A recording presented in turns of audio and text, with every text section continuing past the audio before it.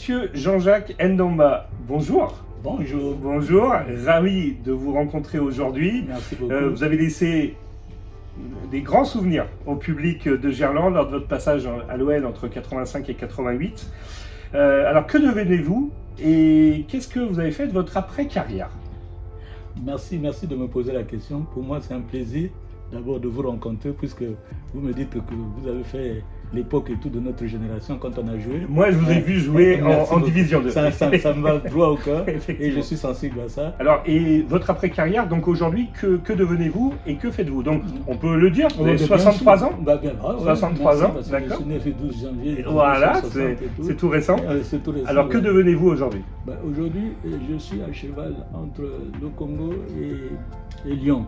Lyon, pourquoi? Il y a la tâche et tout, familiale, comme j'ai dit, le sentiment d'aimer Lyon, qui, sans le savoir et tout, pouvait devenir une très très grande équipe et tout. Déjà. Et aujourd'hui, on est dans le quartier de Gerland. Le Gerland où j'ai vécu et ça me fait énormément plaisir quand je reviens à Lyon, où mon fils est établi et tout.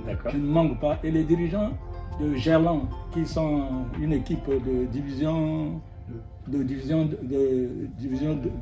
Division 2 du district du Rhône. Bon, tellement que ce sentiment a fait qu'ils m'ont approché en disant qu'il faut que tu viennes et tout à Gerland parce que tu fais partie de l'histoire et tout de cette contrée de Gerland. Voilà, aujourd'hui on peut le dire, vous avez une licence de dirigeant au FC Gerland. Voilà, donc quand je reviens, je suis toujours là avec le président, avec le coordonnateur, on est toujours ensemble. D'accord, et donc votre vie est basée entre Brazzaville et au Congo.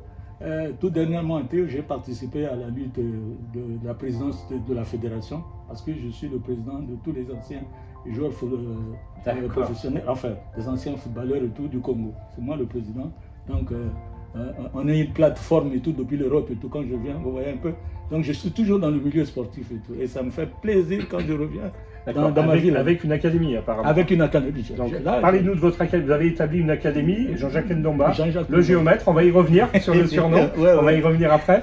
Donc vous avez une petite académie, enfin une académie qui est faite pour former les jeunes, aussi bien en scolaire, en sport-études. Voilà. D'accord. Du collège jusqu'au lycée, hein, à partir de 8 ans, 9 ans jusqu'à 17 ans, 18 ans. Et vraiment, et je viens également à Lyon solliciter s'il y a cette volonté, si Lyon peut me permettre et tout, de prêter ou de me donner leur ingénierie pour mettre en place et tout, faire en quelque sorte que j'ai joué ici. Si cette ingénierie, je peux la mener parce que Lyon... Grâce au contact que vous avez encore avec Lyon. Même des anciens joueurs. Je fais partie de la coordination de l'OL Fondation et tous les anciens. Donc, quand j'arrive, je sollicite des places. Je suis toujours le bienvenu et tout. À Dessines. À Dessines, exactement. Alors aujourd'hui, donc, pour ceux qui vous connaissent moins, donc vous avez évolué, vous avez marqué beaucoup de buts dans votre carrière. Je vais y revenir parce que franchement, il y a des choses à noter. Vous faites 8 ans, donc vous débutez le football, enfin, de manière un peu professionnelle, à 14 ans, 13 ans et demi même. C'est assez incroyable. Aujourd'hui, on aurait du mal à voir ça en France. C'est le football de rue et tout, chez nous là-bas, en Afrique, parce que j'ai commencé. Ou quand je jouais dans le football de proximité, dans les rues, le football de quartier et tout, il y avait toujours, quand il y avait des matchs dans mon quartier, il y avait des matchs, c'est toute la ville, tout le quartier qui se levait pour aller assister et tout, parce que moi-même, je ne peux pas parler de moi. Pour ceux qui me connaissent, je n'ai jamais parlé de moi-même. Et c'est ceux qui ont vu qui peuvent témoigner. Un jour, vous viendrez peut-être au Congo et tout. Eux-mêmes, c'est pour ça qu'ils m'ont donné le nom de géomètre. J'allais vous poser la question. Pour l'adresse, la passe, les buts et tout ce que je faisais. Il y a une coordination naturelle et ça venait tout naturellement. Et donc en 8 ans, vous débutez donc à 13 ans même, à Étoile du Congo, donc de 73 à 81, 203 matchs, 197 buts. Les amis, les stats, 203 matchs, 197 buts. Imaginez le monsieur que on reçoit aujourd'hui, un grand buteur, un vrai buteur. Juste derrière, Olympique de Marseille, deux saisons, 53 matchs, 27 buts. Encore une fois, un match sur deux. Le Puy-en-Velay, donc vous avez dit, meilleur élu meilleur joueur de Division 2. 28 matchs, 19 buts. Vous venez à Lyon, 3 saisons, 65 matchs, 21 buts, un match sur 3, c'est pas mal. Les Chamois niortais derrière, 31 matchs, 12 buts. Et pour terminer, le Stade Poitvin, donc Poitiers, 22 matchs, 13 buts. Alors ma question, pas toujours en position d'attaquant, mais un vrai buteur, mais quelle était votre position préférée sur le terrain? C'était le milieu. Parce que pour moi, c'était milieu de terrain. Oui, mais est-ce que c'est ça? Je suis milieu de terrain naturel. Et c'est ça qui me poussait toujours à aller de l'avant. Offensif, je sentais quand même, offensif. Offensif. Et je sentais le jeu à chaque fois quand je joue. C'est pour ça qu'on me donne. Je lisais le jeu même dans le stade et tout. Je savais exactement à quel moment il fallait me projeter devant. Parce que je savais que le plus important, c'était d'aller devant. Et quand je jouais aussi avec des partenaires qui allaient très vite, je savais à quel moment il fallait là. Vous étiez extrêmement dynamique. Moi, je me souviens de vous, de joueur extrêmement dynamique, un vrai meneur de jeu. Pour ça, vous étiez très aimé du public de Gerland. Merci. Et d'où vous vient ce surnom, le géomètre? D'où vient ce surnom? C'est ce que je viens de dire et tout. C'est ce que je faisais.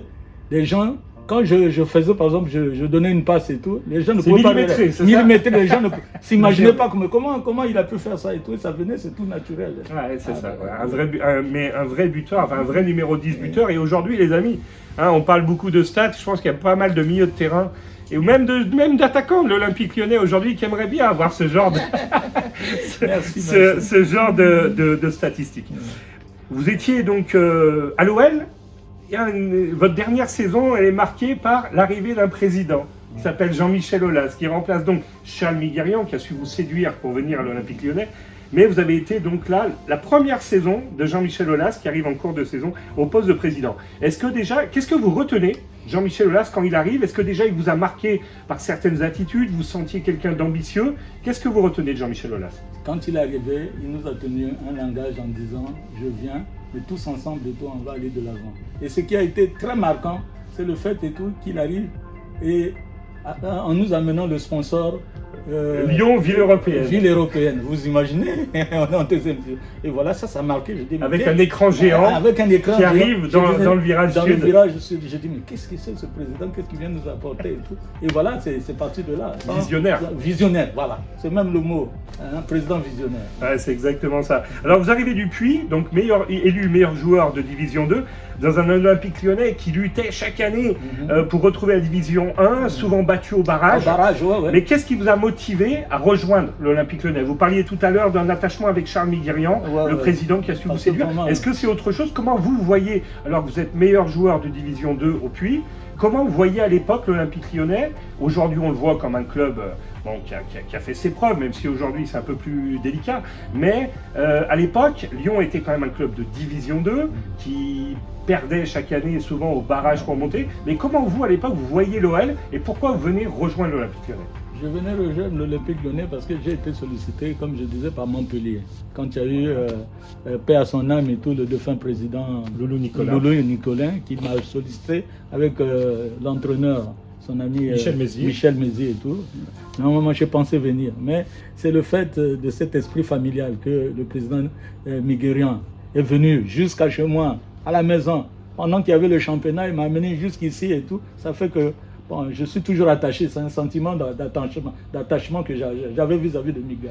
Mais j'étais sollicité en première division, j'ai eu Monaco, qui était géré par Jacquet. Oui. J'ai eu... non, il était à Nancy. Henri Campan, oui. Il était à Nancy. Ouais. J'ai été sollicité. À Monaco également, j'ai été sollicité. Je ne sais plus dans quelle équipe et tout. Vous auriez pu partir en division 1. Quand ensuite nous a dit, quand il est parti, il a dit que j'avais le niveau. Mon niveau, c'était je pouvais jouer facilement en première division. Parce qu'on a eu à rencontrer en Coupe de France l'Olympique Marseille. Et une année, je crois, perdu au barrage. Contre Caen. Non, mais 2 fois, contre Cannes. Ah oui, Cannes, oui, exactement, Cannes tout à fait.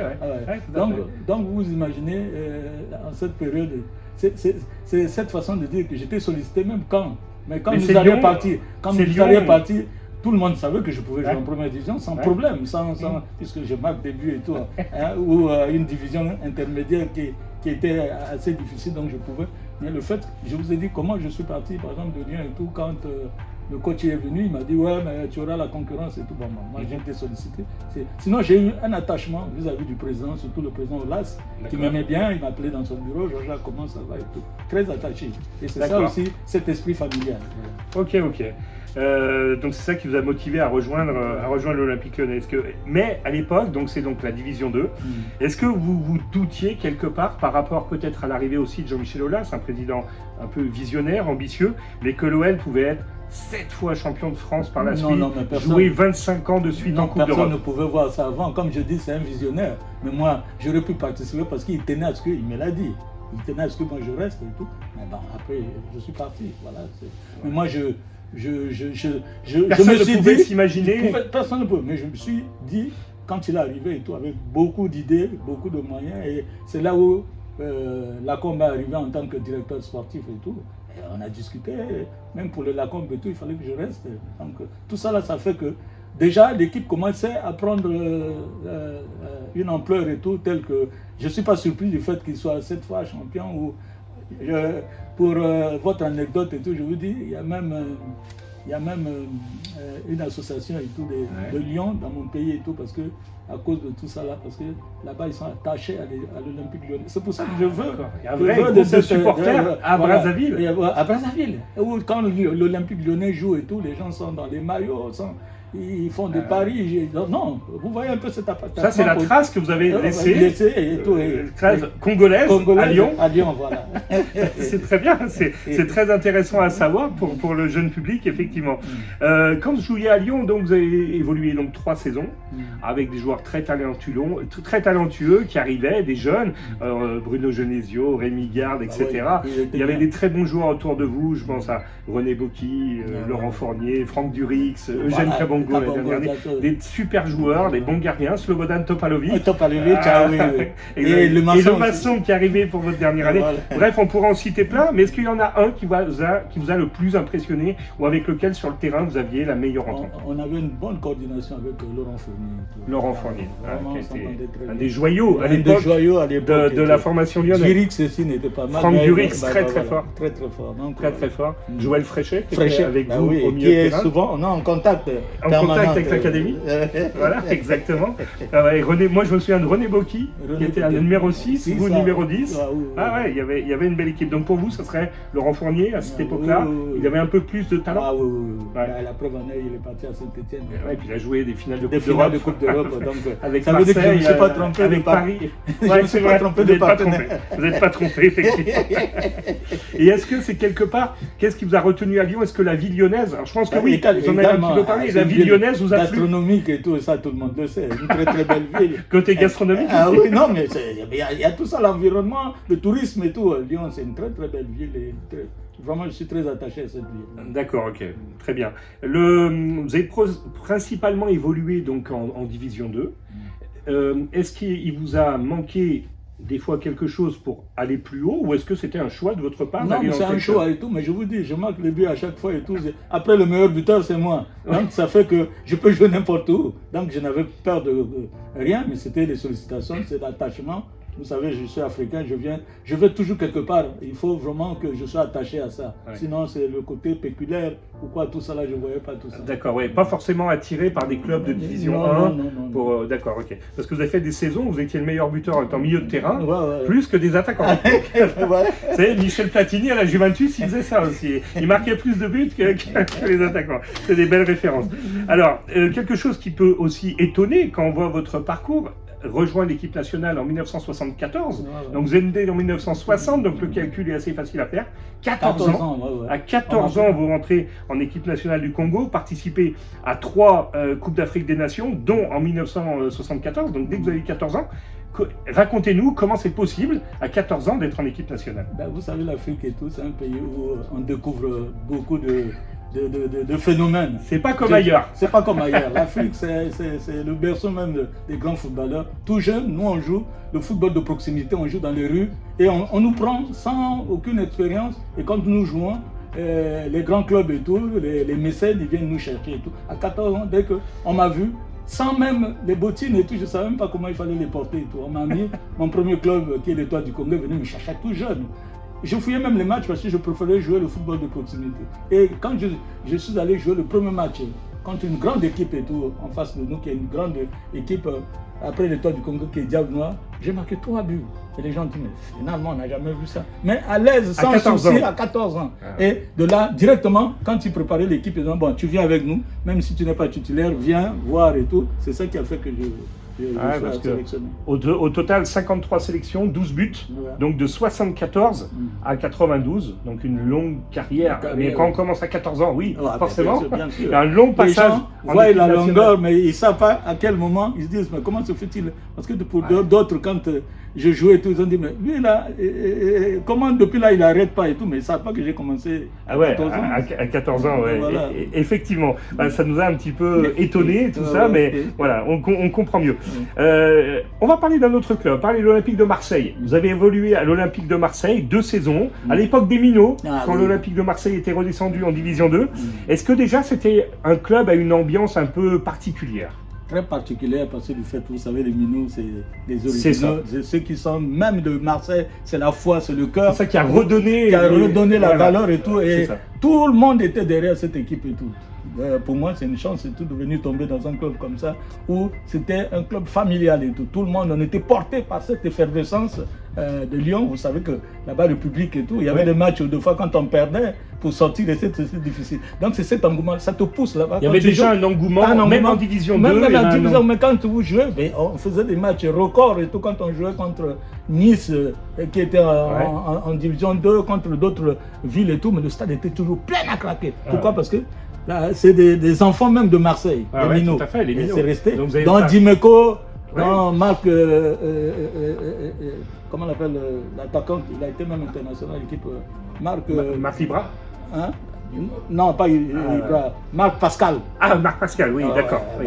Il y a eu tout à fait, Dimeco, il y a eu le... Et donc Sarr Boubacar qui a marqué beaucoup de buts. Grosse équipe, donc. Grosse équipe et tout, et ça fait que... Mais l'OM, c'était déjà une ferveur. Une ferveur, c'est cette ferveur-là, ça fait que quand tu joues là-bas, tu es obligé de vraiment...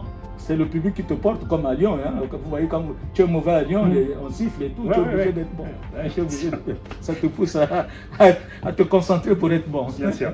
Est-ce que dans votre carrière, donc, qui était principalement, donc, évidemment, au Congo et donc sur 5 clubs, on va les citer, Olympique de Marseille, Le Puy-en-Velay, Olympique Lyonnais, Chamois-Niortais et Stade Poitvin, est-ce que néanmoins, vous avez eu l'opportunité parfois d'être contacté pour évoluer dans d'autres championnats?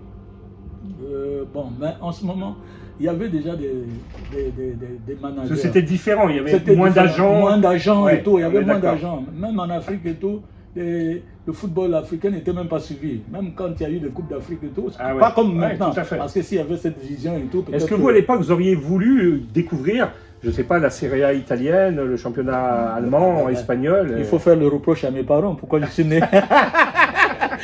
Pourquoi je suis né avant, sinon j'ai pas le regretter et tout, tu vois, chaque chose à son temps et tout. À l'époque c'était comme ça. C'était comme ça et tout, voilà, cette ferveur là et tout, c'était comme ça à ce niveau. Donc le football, même le management aujourd'hui, tous les joueurs et tout ont pratiquement des conseillers, même financiers, qui ont des managers et tout qui les gèrent, mais nous en notre temps, même pour aller signer des contrats, moi on m'a sollicité pour un manager pour que je sois sous son contrôle et tout, mais il prenait pratiquement la moitié de mon salaire et tout. Et s'il prend tout ça là, moi je vais vivre comment? C'est pour ça que j'ai négocié tout seul. Tu vois, il n'y avait pas... Comme cet environnement aujourd'hui, le football c'est du business. Avant c'est d'abord la foi, aimer, faire quelque chose. Donc tu vois... Ça ne vous a pas manqué plus de ça, de ne pas connaître l'Italie? Oui, vous auriez voulu peut-être? J'aurais voulu, bien sûr. Mais il n'y avait pas les mêmes opportunités, les mêmes agents. D'accord, on comprend mieux. Effectivement. Alors, si on se replonge dans l'OL des années de votre dernière saison, donc 87-88, elle est marquée par l'arrivée d'un tout jeune président, donc Jean-Michel Aulas, on l'a dit.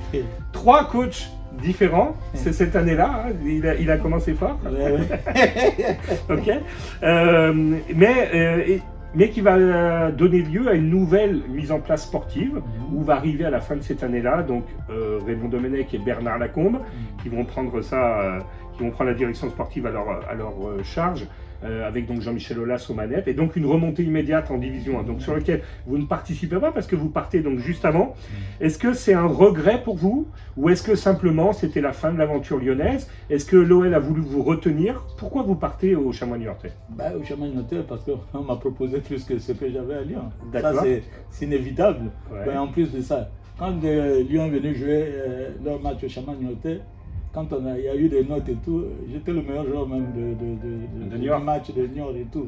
Et même les supporters lyonnais, mais Jean-Jacques, on regrette que tu ne fasses pas partie. Et on vous a proposé, Raymond Domenech, Jean-Michel aurait voulu que vous restiez un an de plus? Mais surtout le président et tout. D'accord. Mais moi non, moi c'est surtout le Domenech, le coach et tout, qui me dit Jean-Jacques, oui, je vais te retenir. Mais tu ne seras pas titulaire et tout, parce que j'ai pris des engagements sans le savoir et tout avec Colin. Bon, moi je me suis dit. Ouais, à l'époque, milieu de terrain, Jackie Collin, il y avait Rémi Garde, il y avait certains joueurs. Okay. Voilà. Et donc vous n'étiez pas sûr d'être titulaire dans cette équipe-là? Moi je me suis dit, non, pas sûr, je peux, mais quand déjà un entraîneur te dit déjà que voilà, tu es en lutte et tout, ça veut dire qu'il a d'abord une priorité, et bon, la priorité qui est là, qui joue.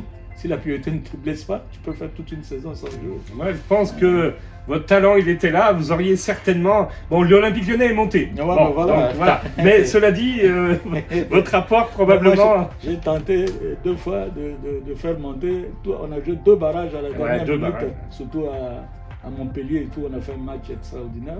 Nono était blessé. Jean-Jacques Nono. Durix n'était pas là. Hortz, Priou. Jean-Pierre Hortz qui marquait beaucoup de buts. Beaucoup de buts aussi. Priou, il y avait d'autres joueurs. On avait de la valeur aussi. Ça c'est sûr. Avec l'arrivée de Jeanne Kabongo, votre dernière année. Avec lui aussi, on a fait vraiment, on a bien. Surtout qu'il est originaire de la République démocratique. Oui. Moi, on est des voisins. Même jusqu'à présent, on se voit, on se téléphone et tout. D'accord. C'était très attaché.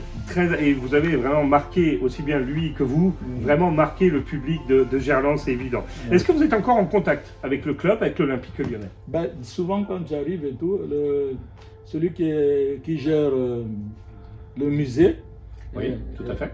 Je l'appelle toujours, et quand j'ai besoin de place et tout, il se permet toujours, parce qu'on est en contact même depuis l'Afrique. Il m'appelle, comment tu l'appelles? Gérant du musée. Bon. Mais c'est pas grave. C'est pas grave. Voilà. Okay. Donc, quand je demande des places et tout, il me donne et tout.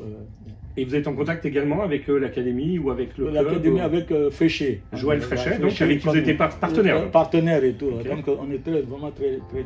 D'accord. Pour essayer de... Est-ce que votre académie peut à un moment essayer de se rapprocher de l'académie de l'Olympique? C'est ce lien. Je viens solliciter ce lien et tout. Ah, c'est ça que vous voulez. Voilà, je viens, je veux voir est-ce que Lyon peut me permettre tout de faire. Parce qu'ils sont établis en Afrique de l'Ouest, au Sénégal. J'ai vu leur tournée et tout. Mais pourquoi ils ne le feraient pas en Afrique centrale, où un de leurs joueurs a joué là-bas et tout? Ça ferait quelque chose, une certaine coordination. J'aimerais bien. Ok. C'était très gentil, Jean-Jacques. Qu'est-ce qu'on peut vous souhaiter aujourd'hui? Souhaiter la réussite que l'Olympique Lyonnais. Aujourd'hui, là, c'est très gentil. Malade et tout, mais j'ai le sentiment qu'ils vont rebondir. Parce qu'aujourd'hui, là, il y a des jeunes encore, mais quand je sais que l'année prochaine et tout, l'Olympique ne peut pas accepter les Lyonnais d'être. Parce que c'est un des meilleurs formateurs et tout de France et tout. Il ne peut pas se permettre de faire 2-3 saisons sans. Mais quand je vais au match. C'est la Coupe d'Europe aujourd'hui qui manque et tout. Mais je crois que ça va revenir avec le visionnaire Aulas, même s'il y a un partenariat avec l'Américain qui vient de racheter le club. Mais je crois que Lyon, c'est toujours de l'avant. Et je fais partie. Quand Lyon perd, ça me fait énormément. Vous êtes un vrai supporter. Un vrai supporter. Et quand je vais même au match et tout, je m'excite tout seul.